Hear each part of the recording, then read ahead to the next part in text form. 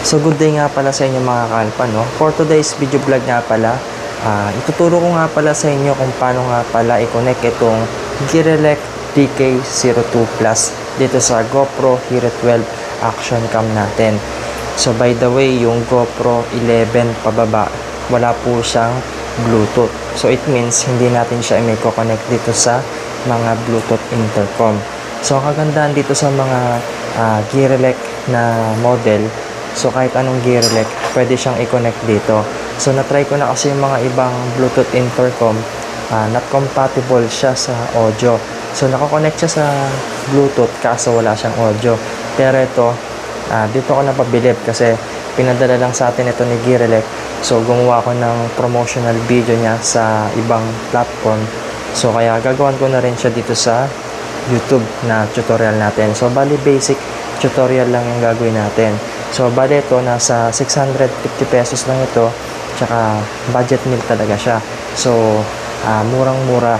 Tapos ang kagandahan dito, pwede mo siyang ma-pair sa 2 phones. So pwede sa action cam, pwede rin sa mobile phone. So pwede mo siyang ma-connect. Tapos ang kagandahan din dito, na isasabay yung pag-uusap ninyo ng kausap mo, tsaka pwede kang mag-music sharing.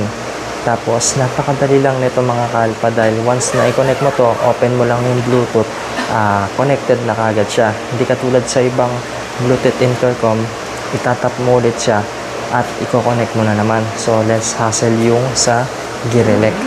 So dito mga kalpa, simulan na natin. So itong Gear-Elec natin, i-on nyo lang yung power on nya. Tapos magbo-blue red na yung Bluetooth indicator nya. So ang unang nyong gagawin, long press nyo lang yan and then magko-color green yan and then magbi-blink yan. So ibig sabihin, naghahanap siya ng kapareha. So dito baka magtaka kayo na konekta yung GoPro natin sa power bank. So ito kasing GoPro natin, kapag ka nagre-record tayo, nag-power stop siya. So mahina na yung battery, bloated na. So kailangan natin mag-support ng power bank para mag-record tayo. So, di ba, sa susunod, bibili tayo ng replacement na battery. So, dito, scroll down nyo lang yung sa screen niyo and then turn nyo lang sa left side. And then makikita niyo rito yung per device. So, di ba, tinurn on na natin yung sa may Gear-Elec intercom natin. Tapos, ngayon, lalabas na ngayon siya dito sa devices natin sa may GoPro. So, bali na din kasi yung isang intercom natin. So, ang pipiliin nyo rito yung DK02 Plus. So, click nyo lang yung add and then mag-automatic na yan na magko-connect. So, kagandahan dito kapag tinurn off nyo yung GoPro ninyo, pati yung dito sa Gear-Elec, tapos once na in-on nyo yan, automatic na siyang mag-on. And then dito naman tayo sa GoPro, kapag ka nag-color blue na yan, ibig sabihin connected na siya. So back tayo rito, tapos punta tayo sa pinaka camera. Kung mapapansin niyo rito sa taas, so may nakalagay dyan na logo ng mic. So ibig sabihin, pwede na tayo mag-record. So kapag sa ibang intercom yan, hindi ito lalabas. So not compatible siya sa recording ng audio. So yung next step na gagawin natin dito ay i-record ko yung sarili ko dito sa GoPro Hero 12 and then magsasalita tayo. So ipapakita ko sa inyo kung gaano kaganda yung quality ng audio nito mula dito sa Gear-Elec. So kagandahan kasi dito sa Gear-Elec, meron siyang noise cancellation. Tapos mare-reduction niya yung sa may wind. So napakaangas. So bahala na rin yung sa GoPro Hero 12 dito na magsala. So napakaganda ng quality. Kahit bulong lang yung sabihin mo, talagang rinig na rinig. Basta maayos yung pagkakabit ninyo dun sa microphone. Tsaka ang advantage nito, mas maganda siya kasi magaan na yung helmet natin. Hindi na tayo maglalagay ng mic adapter. So mostly kasi kapag action cam kayo ng GoPro, kailangan nyo pa ng mic adapter. Pero kapag 12 or 13 yung gamit ninyong GoPro, meron na yung Bluetooth. So yung mga bagong Bluetooth intercom, supported na siya dito sa mga GoPro or mga iba pang action cam. So, di ba napaka ganda ng technology ngayon. So, bale ito, sabay kong pine-play yung camera natin. Ito yung sa may GoPro Hero 12 natin. So, bale yung narinig nyo rito, yung sa camera natin dyan sa may phone natin. So, gumamit kasi tayo ng DJI mic. So, ito yung quality audio nung sa may camera phone natin na naka-DJI Hello Hello Sound Check. Tapos, ito naman yung sa may GoPro Hero 12 natin. So, bale, hindi ko ikakatong video na to pag iwalay natin yung kuha.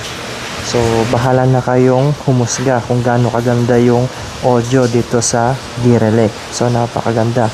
So, ulitin ko sound check, hello, 1, 2, 3, Gear-Elec, Gear-Elec, sound check, 1, 2, 3, ayos, panalo.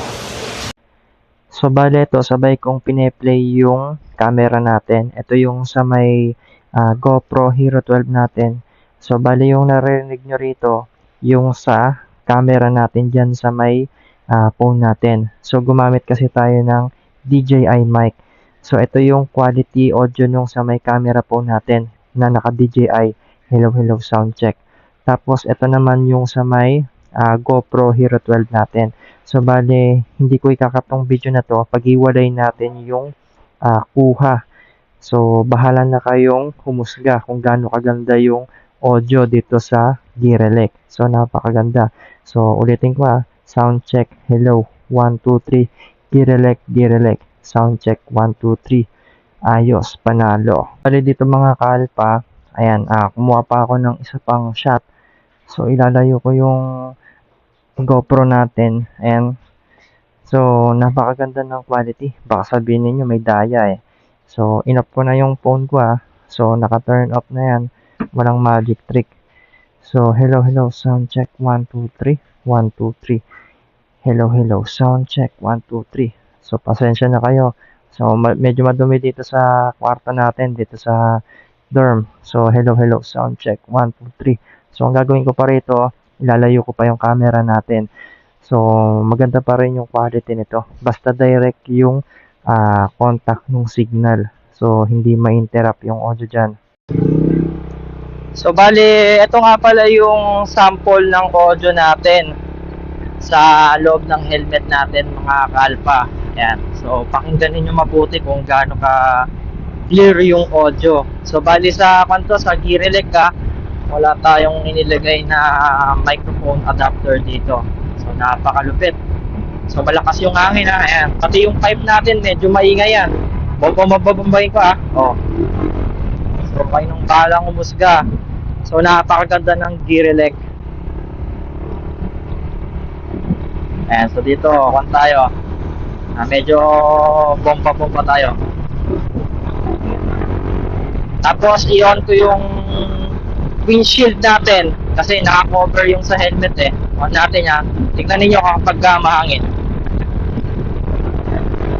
Ayan, so ito naka-on na yung windshield natin sa helmet. Ganito naman yung audio niya kapag masyadong mahangin.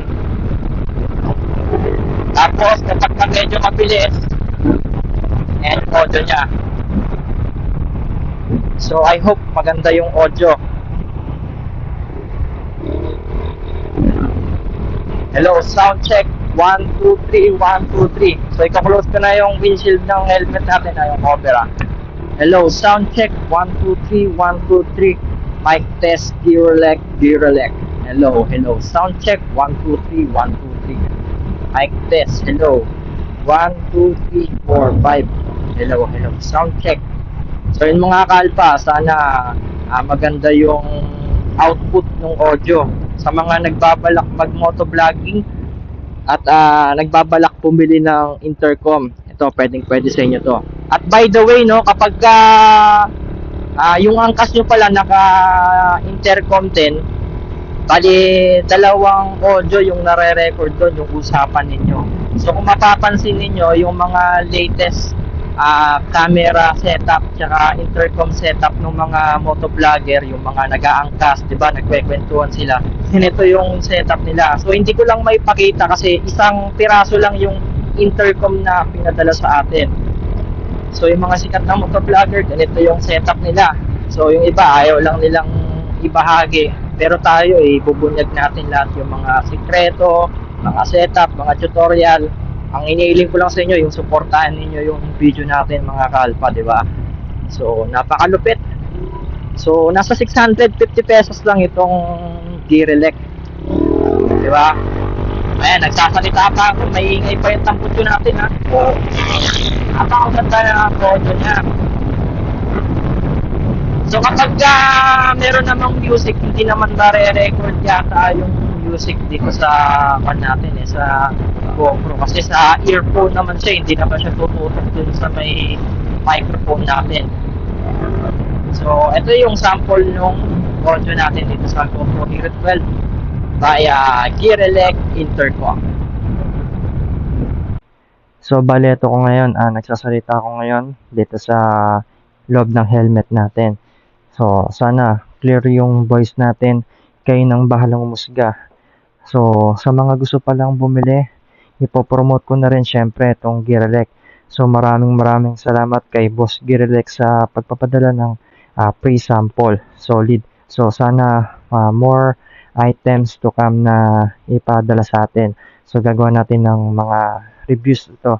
So, ano pang hinintay ninyo? Iwanan ko na lang yung pagbibilhan nyo dyan sa baba, sa pin comment, at dyan sa description box. So, yun lang mga kalpa. Sana nag-enjoy kayo. Thanks for watching, and sana wag niyo sana kakalimutan na mag-subscribe. Yun lang. Goodbye.